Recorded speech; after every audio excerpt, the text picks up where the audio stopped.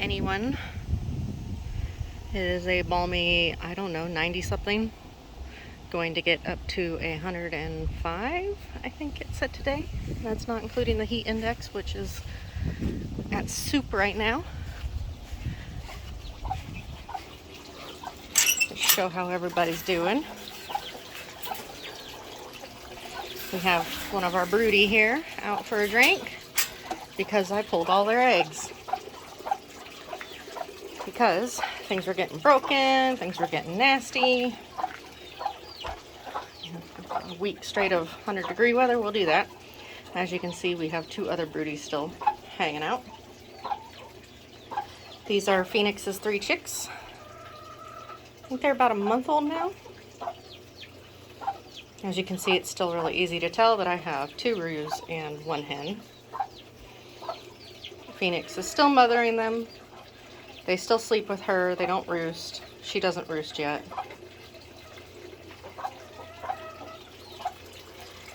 Here's some more of the girls. Xerxes.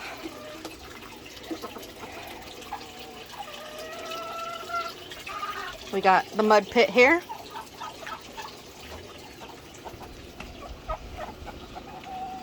So Xerxes and Leonidas were sold.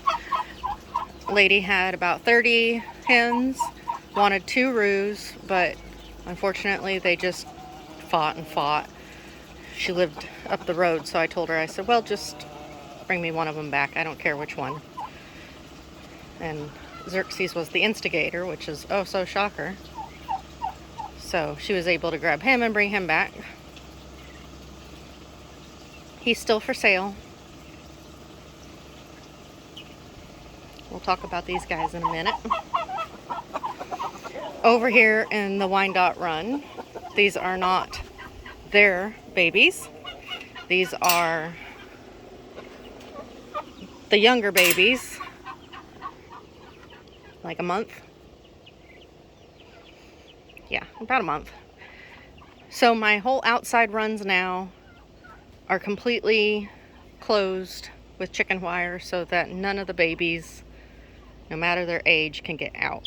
But in between runs are still quite large enough that they can slip through, and they utilize all 4 runs, which is great because I'm also getting Neptune there used to the babies and stuff, because I really want to open the 2 turkey runs back up again to each other. So Leonidas has been gone for a little under a month, and these 2 girls have been broody. They had 1 egg hatch, but he didn't make it. They have a whole bunch of eggs, and I had seen 2 of them were piping last night. I was gonna pull them, and then I saw a little head sticking out of one, and I'm like, okay, well, I guess I'm gonna give him back. But unfortunately, he didn't make it.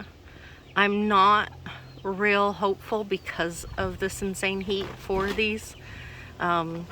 So like by Saturday or Sunday, if they haven't hatched, I'm just gonna go ahead and pull them and then try to break these guys of their broodiness. And then I'm probably going to put Xerxes in here and give all the girls a break.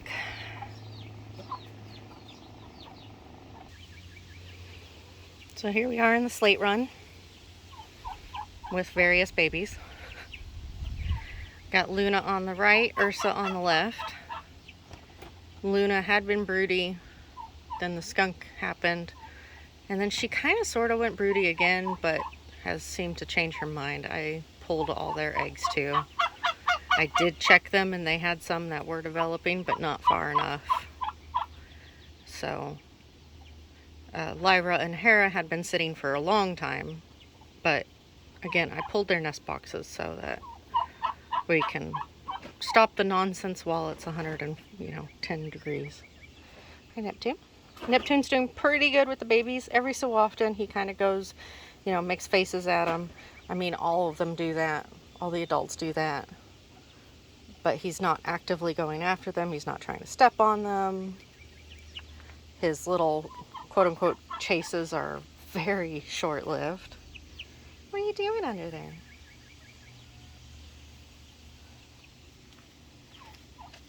And here in between the two turkey runs, I propped open this pass-through gate here so that it's easier for the babies to go, even the larger babies, the older ones, to go in between the two turkey runs. Again, to get experience with Neptune, because this is completely all new to him. Ursa, I'm not too worried about. Luna has always been the top dog, and she's always the one I'm most wary of. And I'm waiting to introduce the turkeys back into each other until it's cooler, because there is going to be drama. There just always is. It's called a pecking order for a reason.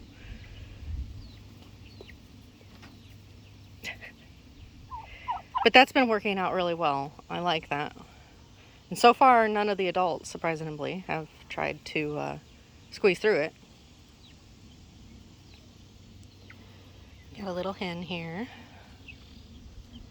So the slates in here, they get a pan with a brick in it so that they can stand in it and not tip it over. And they utilize it quite a bit. Neptune here really loves being sprayed with water. He likes to stand in like a sprinkler. But Ursa and Luna have both been using the stand-in pan. And then, of course, I do also spray down certain areas of all the different runs.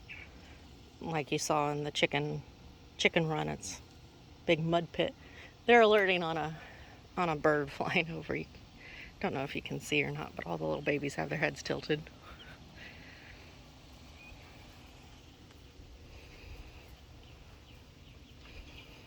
We got, these look like 3 roosters here. This one's a little iffy. He's kind of getting that leggy look. You guys are just going to dig your way out, aren't you?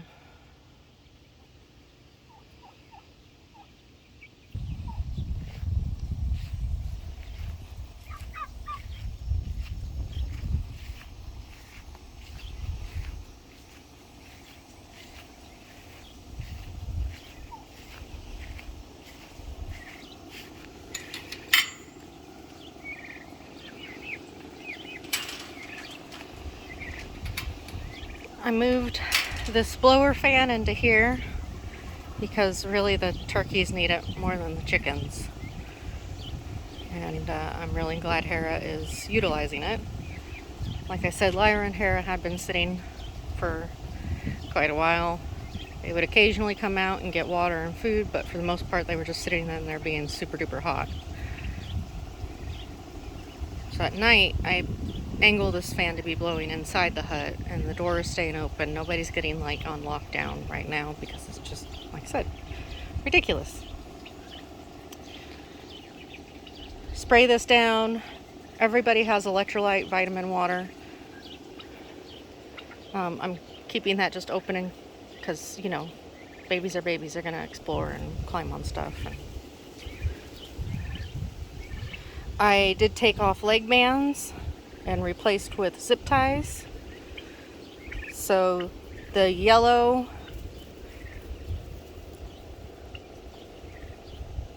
are Lyra's, blue are Slate, and purple is Hera. Yep, because I have a lot more purple. Right, Lyra? Here's one of the baby slates. About a month old because my eggs are due this week. This little guy here, he has a little something going on with his foot. He got soaked this morning. He's doing okay. But he is a goob for his mamas, Hera and Lyra.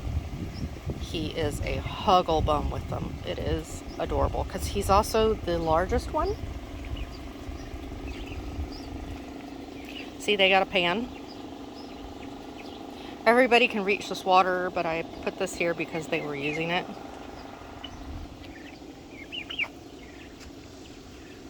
I just love watching these guys.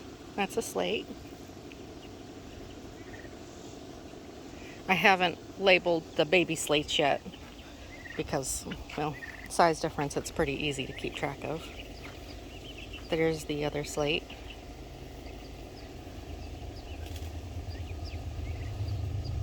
But I think our two little lavenders are gonna look pretty nice.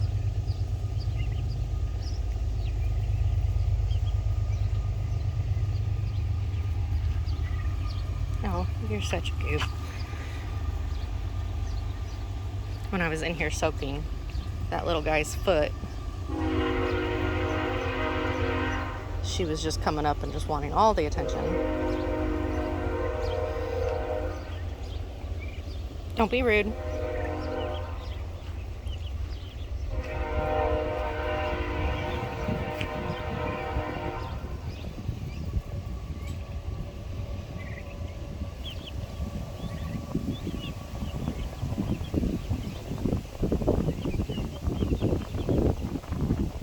So this lavender one is getting kind of brown, which kind of doesn't surprise me because of Ursa. But we'll see how she looks when she gets older.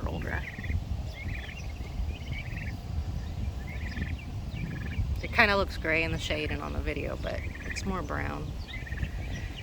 He's gonna be pretty. I hope it's a girl. I kind of think both my Lyras that I have left are boys. I did lose 2 poults because of this heat. Almost lost a Wyandotte chick, but she recovered.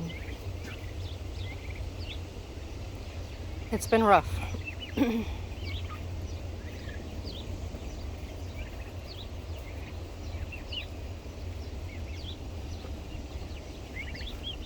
Look at that Roo. Look at the size of those legs. Looks like he's wearing bloomers. He will not be a keeper. The color is not what I'm looking for. 2 babies here.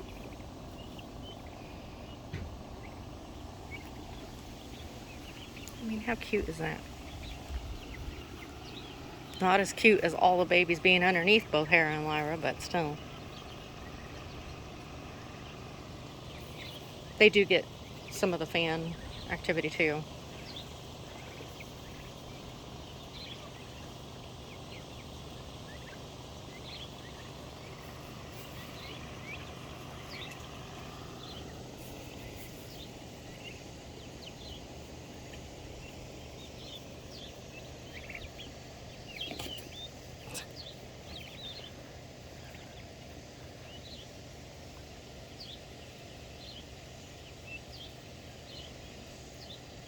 I have been working on them on the hand training. This slate really loves the attention, really wants to be involved. The chickens, they don't really seem to care so far. It's just too hot. It's hard to be out here and work with them when it's insane like this. And it's end of June, so something to look forward to. What are you doing? That's a Hera. And it's probably going to look like a nice pretty slate.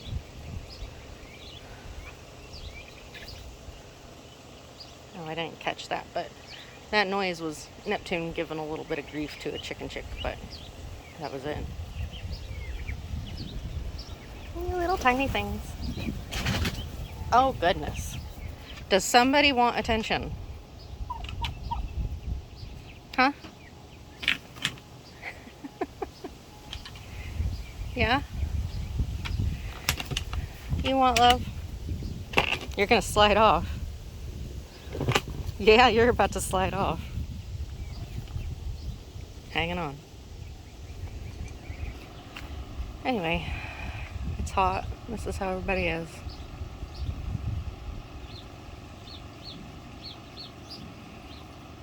I'm sure his foot is going to be just fine. We soaked it in Epsom salt, but it just hurts.